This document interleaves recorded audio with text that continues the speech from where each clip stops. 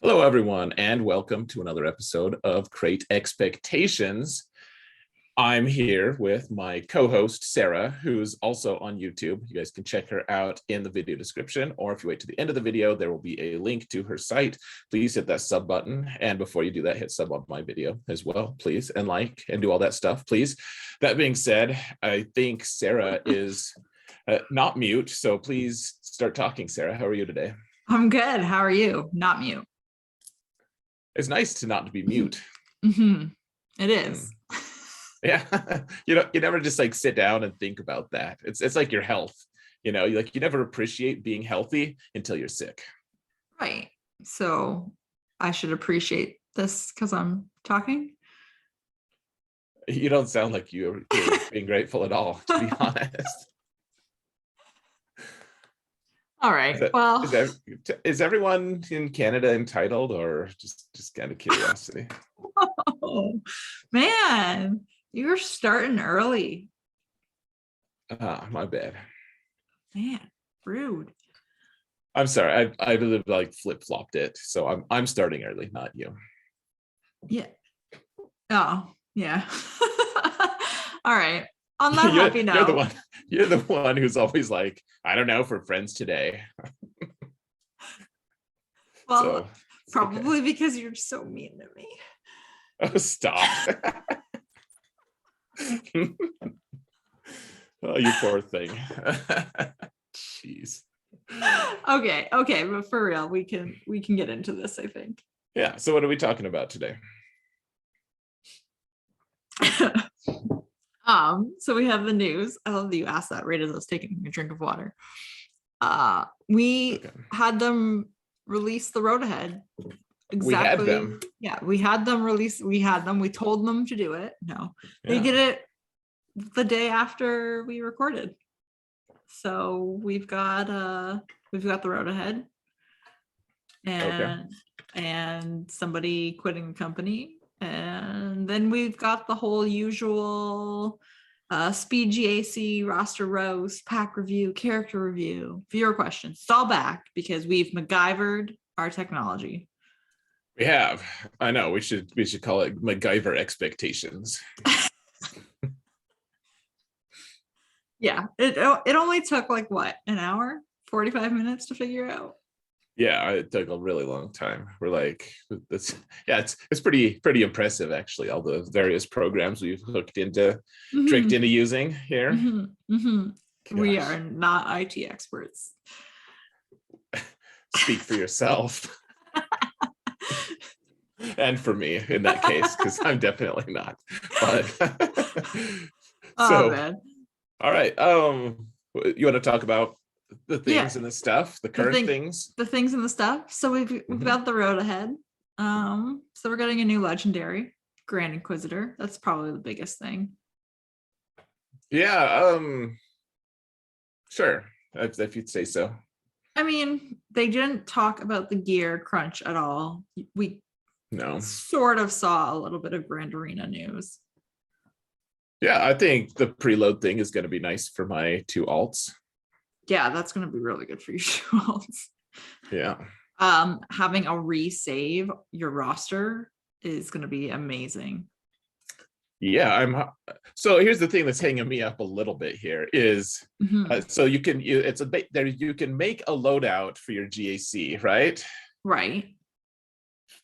So that means that they're saving your fleets. Okay. So you have a fleet loadout.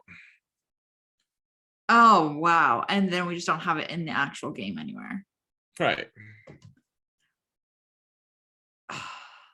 That's not good. No. Dislike. Yeah. So I'm a little disgruntled. Yeah, we need a fleet loadout because I've definitely almost taken the wrong ships multiple times. Yeah.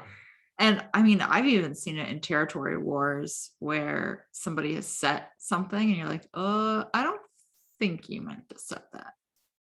A couple GACs ago, my opponent, like he would have done a lot better in fleets, but he used the wrong ship Mhm. with the wrong starfighters against the wrong fleet. Like it was like a triple fail, and so he had to double tap both of my fleets. Even though he kept really good fleets to be able to guarantee the one shots. Right. So that was just a really interesting thing that he had done that, and then he failed because he got distracted, clicked the wrong Mhm. thing. And I mean, that's user error. You can't just be like, oh, okay, have the win, bro. But at the same time, I mean, you'd think that a fleet loadout would have helped there a lot. Oh, 100% it would have. Mhm. I'd be So so mad. yeah, he made sure to tell me about it. But he ended up being a really good guy at first. Like the first thing he had that he said, he's like, I hope you win by 48, because if you don't win by 48, then that's how many I dropped against you because my fleet fail. I was like, oh geez, okay. Oh boy. Yeah, but he ended up being cool. I was just like, his very first thing that he said, I was like, that's No immediately. pressure. Yeah. But and then he just sent me a screenshot. I was like, gosh, that's so miserable, dude. It really is. Like you bring executor to one shot your opponent's executor and get really high banners, and instead you end up with like bounty hunters on like a negotiator team against Oh. an empire fleet. Like it's just like everything was wrong. It was, yeah, That's so brutal. it is. So more to his credit, he was able to clear me anyways, despite that. But anyway, so we don't have fleet loadouts, but we do. And Mhm. 3v3 is being Teased. teased. Yeah. Yeah. So they have not forgotten it, but there's still no sign of when it's coming back. Right. Because they also give us the calendar for April, and it's 5v5 again. Yeah. Well, they did say these Grand Arena changes are going to go live with the next title update, I believe. Mm-hmm. So just so everyone's aware, that means the resave button is not live yet. Yeah, go place your defenses, guys. What are you waiting for? Yeah. No, wait, like watch this, then we'll watch Sarah's segment, and then go set your defenses if you have time. Hopefully you have time. Yeah. So I'm trying to think of what else wasn't there something else that we kind of already knew? I don't think there was. Well, the Mace rework. Oh yeah, that's right. Which I guess we did. Did we talk about that already? We did. Yeah. Okay. All right. Then we don't have to. We did. So, how do you feel about the Grand Inquisitor? Are you excited to have him as a legendary?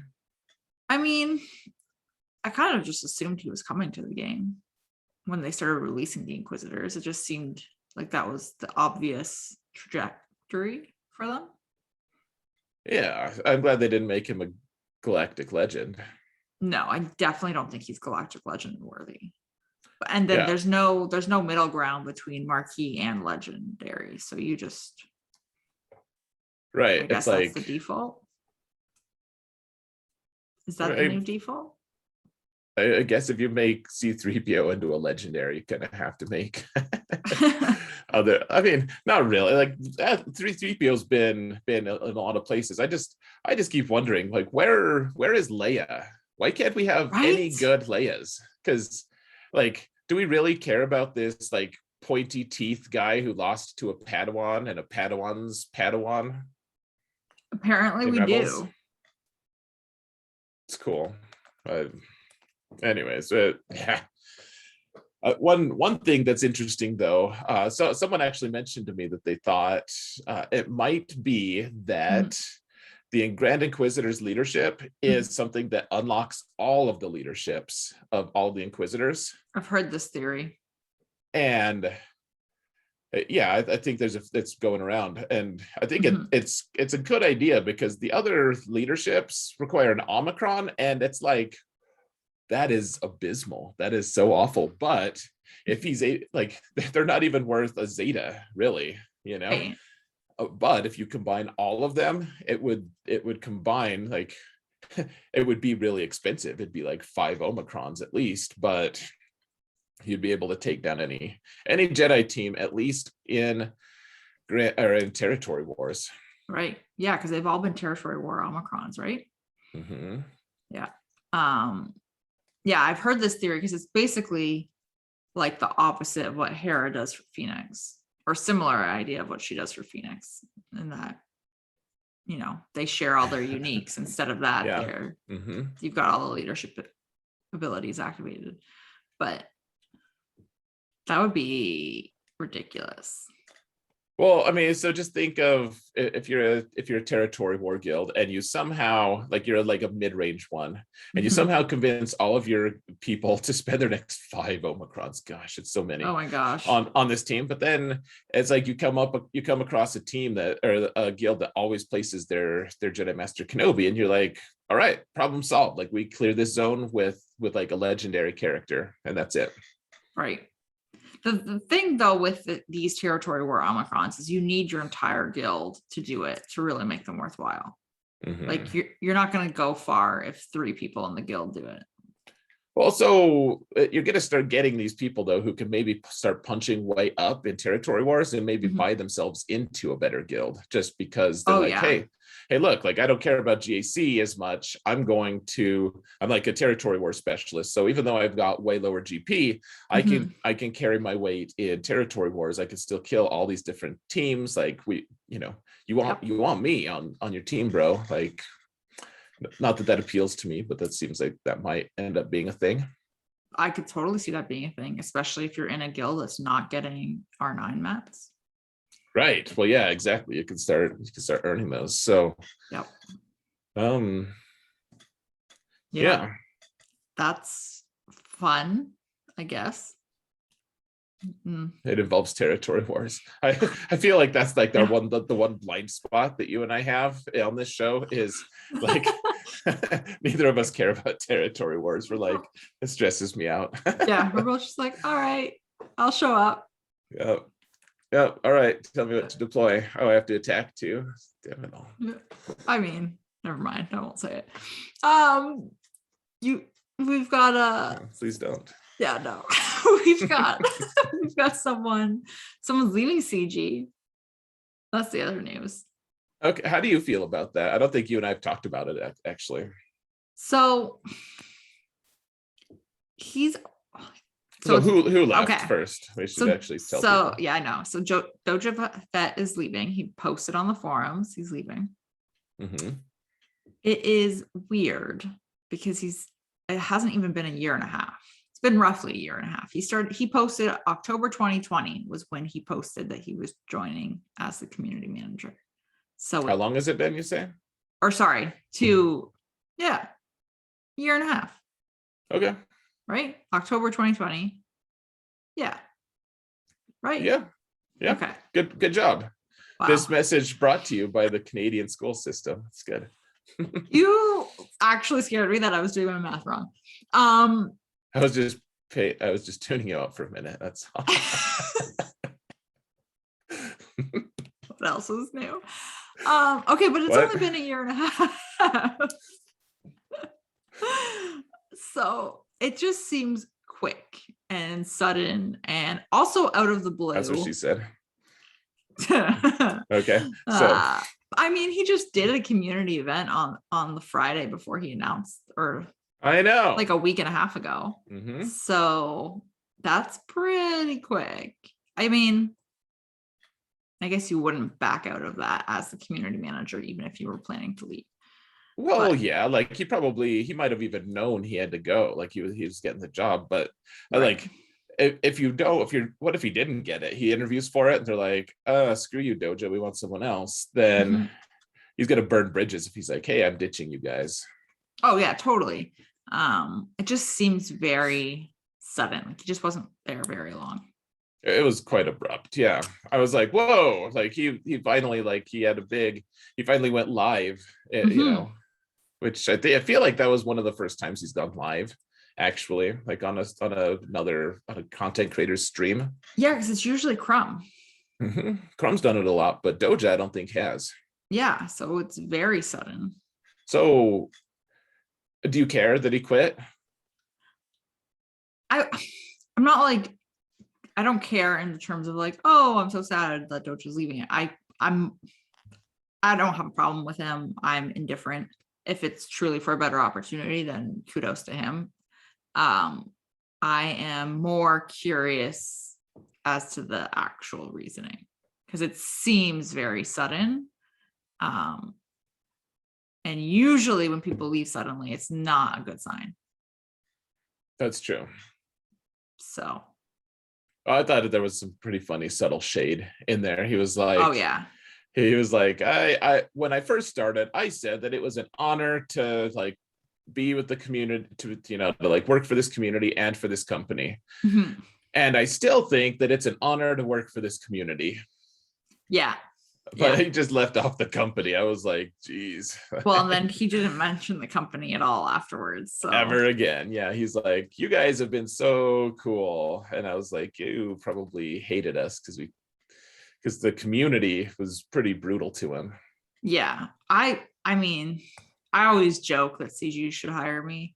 I don't think I could work for them just based off how brutal it would be to interact with the community.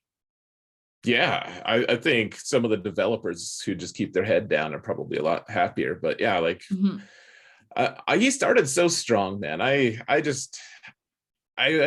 continued, like he set the bar so high for himself, and he just never could like get there again. Like he sat down with one of the developers, and they watched one of the content creators like just angry posts about like, CG, you're fix your crap, like it shouldn't work like this, like it's so broken, you're so stupid. And so he went through and dissected the content creators, like everything with the, and he's like, this isn't broken, you just don't understand how the game works, basically. Yeah. And I was like, this is amazing. CG's like explaining mechanics to us. Yeah. Like they don't do that. They're like, here, have a kit, like make of it as you will. Well, yeah, he started so strong, and then I think, and I don't know if it was because he started so strong that maybe somebody like stepped in and was like, dial it back or something, because it feels like that's what happened. Well, gosh, he kept talking about doing another Q&A. And he kept like, he talked about it. Hey, come ask questions. We're gonna get a Q&A going. We're gonna get it happening this time. It was gonna work, and we had to postpone it, and it just never happened again. Yeah, it's done. Which I mean, whatever. People complained. I'll tell you what, those Q&As were actually really nice to see some insight from the developers and stuff. And it got totally just like derailed. The whole community was up in arms about why are they answering questions about art. And it's like, they're not only answering questions about art, they're asking about everything. Like maybe cool it a little bit, right? But people got so mad about the art questions, and so CG was like, all right, we're done. There's still too much negativity. I'm like, I don't know. It's just disappointing. I forgot about the art questions, to be honest with you. Yeah, it was art to be mad at them. So. Oh boy. Wow, that wasn't good. All right. Wow. On that note, I think that's all the news. Oh yeah, probably. So, shall we do our speed GACs? All right, let's get it over with. You want to go first? You want me to? Who went first last time? I think you did. All right. Ooh. All right. That makes me nervous. I just realized that because we've MacGyvered our way into this, I don't have a stopwatch. Am I gonna have to do the honor system? No, I'll figure it out. All right. I can figure it out. It's total. Okay. Yes, I'm good. I've MacGyvered the MacGyvering, and yeah, you tell me when you're good and I will tell you when to go. So there Sarah was, MacGyvering the MacGyvering. I said what I said. You absolutely did. Everything is fine. Are you ready? Yeah, let's go. Okay, so go now. Oh yeah, it was the week of death. My opponents were all significantly stronger than me, about 1 million GP more. And my GP is like 9.3 million GP. So the first guy was the Ma guild leader, and he was the guy who messed up on ships that I talked about earlier. Otherwise, he also failed once. I was able to get through, and instead of winning by 48, I won by 43. So hooray, I got a win, even with this death group. The next one is against my buddy Themi. He's a very good player. He should probably be a higher rank than he is. He's way better mods, and he ended up beating me. It was an efficiency match, and I failed. I timed out on a team that I didn't have any practice against, and so good for him. And then finally faced a guy from some guild, now I'm forgetting, from Ma. He's the 15th biggest account in the game, and he took all the risks after looking at the GAC history, took all the risks, and they all paid off for him. Yeah. You were so close.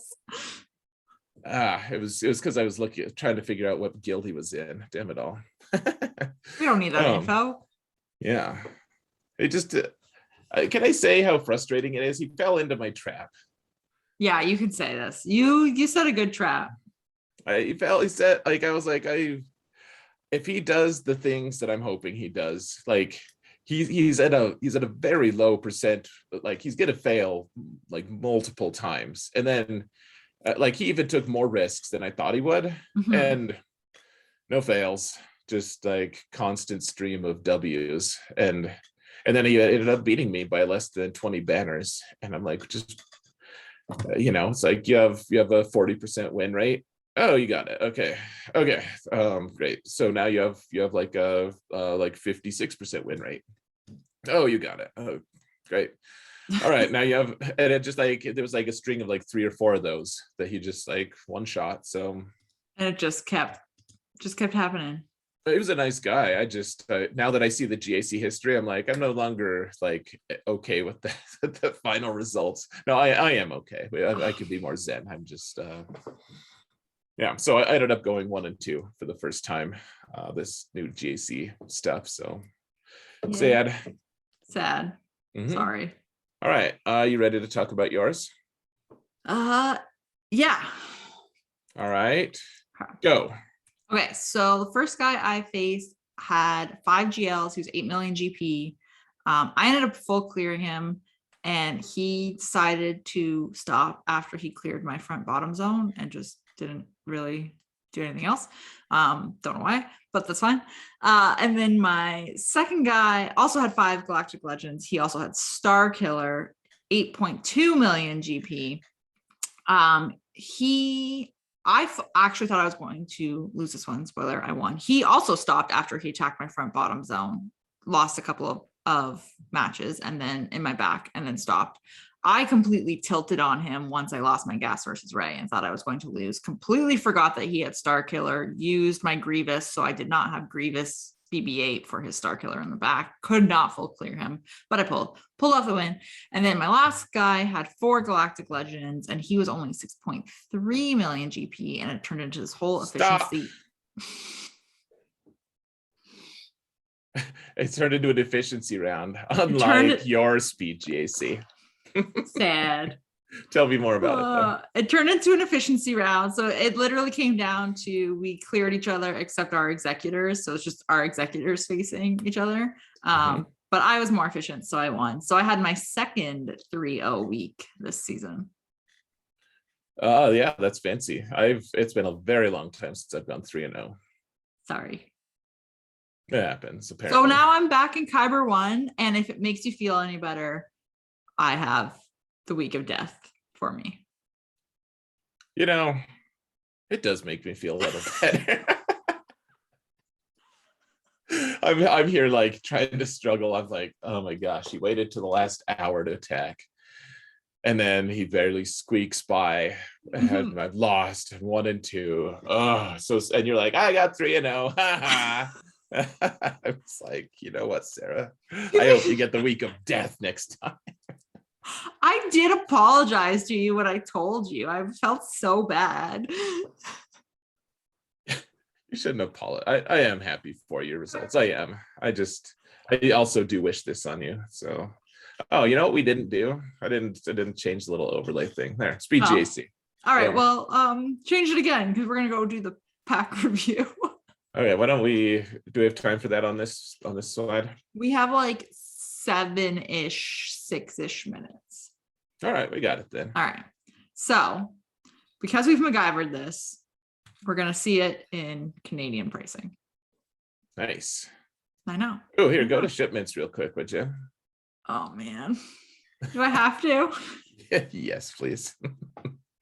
No. I hate you. So let's get a little pre-roast going here. No. I'm just your crystal amount is just such a good microcosm of you. It's so good. So 666. Yeah. Okay. That's fair. Okay. And then so I know that like M usually means just like 1,000 in some countries, right? Like yeah. So you don't have that many credits, so that's too bad. Correct. Thanks. except it's okay. You've actually spent a lot since the last time we talked. You've been buying mods. That's good. You make me sound terrible. Okay.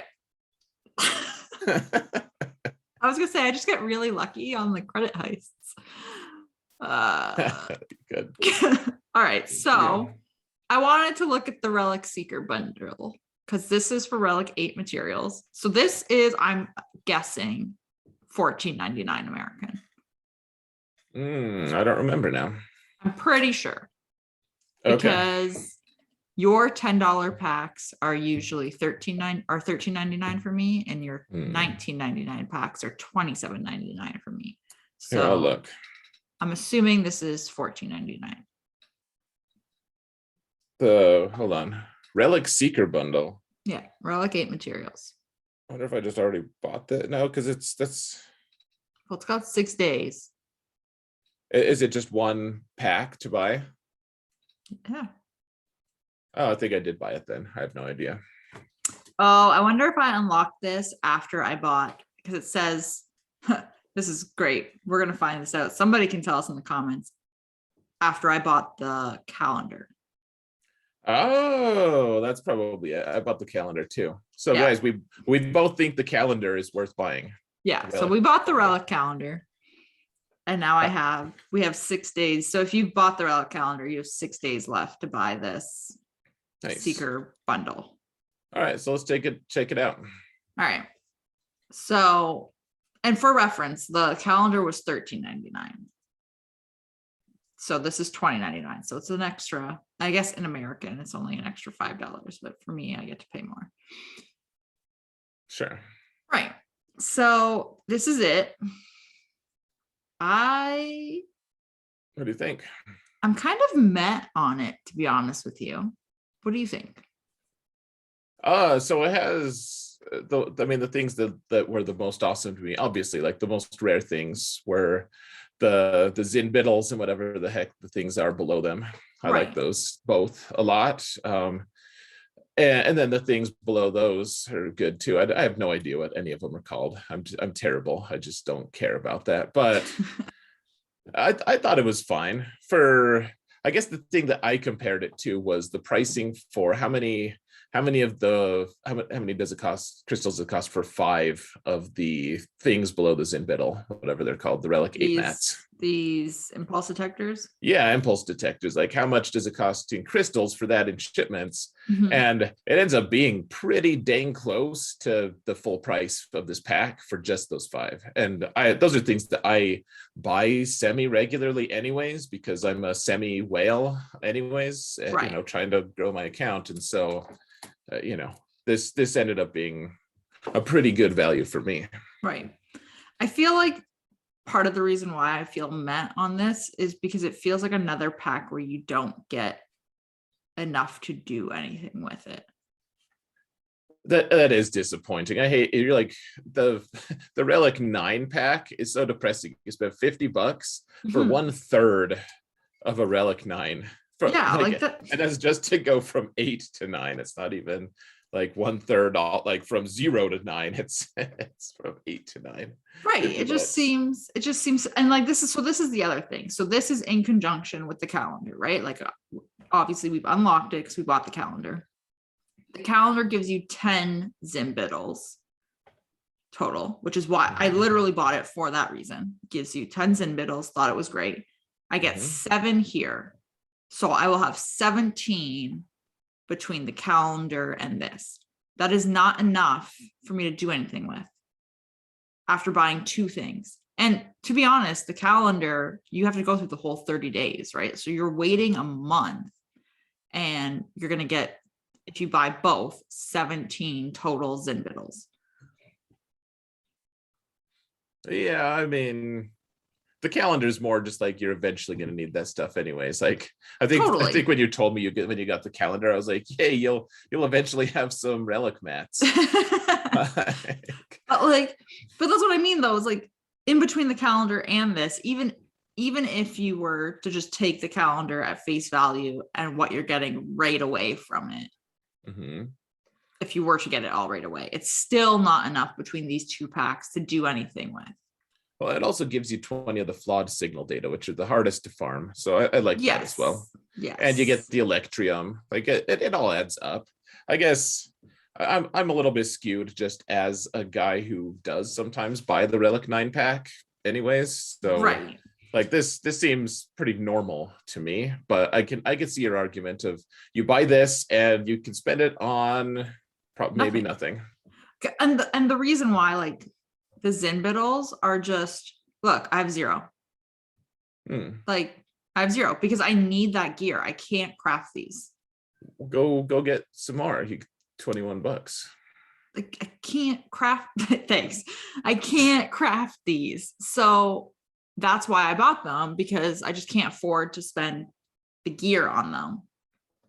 So I do think if you regularly buy this stuff in shipments, if you're just using crystals to spend on this, then this pack is amazing. Right. If you're just going to spend crystals to buy this stuff anyways. So if you're looking for a wonderful deal, I still think it's okay, but I can see your arguments for sure. It's frustrating to spend money and then what do you have? You have some potential. Yeah, you have potential. Yeah. And you will eventually have to craft a little bit to get something. How are you doing on time? All right, that's it. We're done. Go see Sarah's channel, guys. All right, part 2 coming up.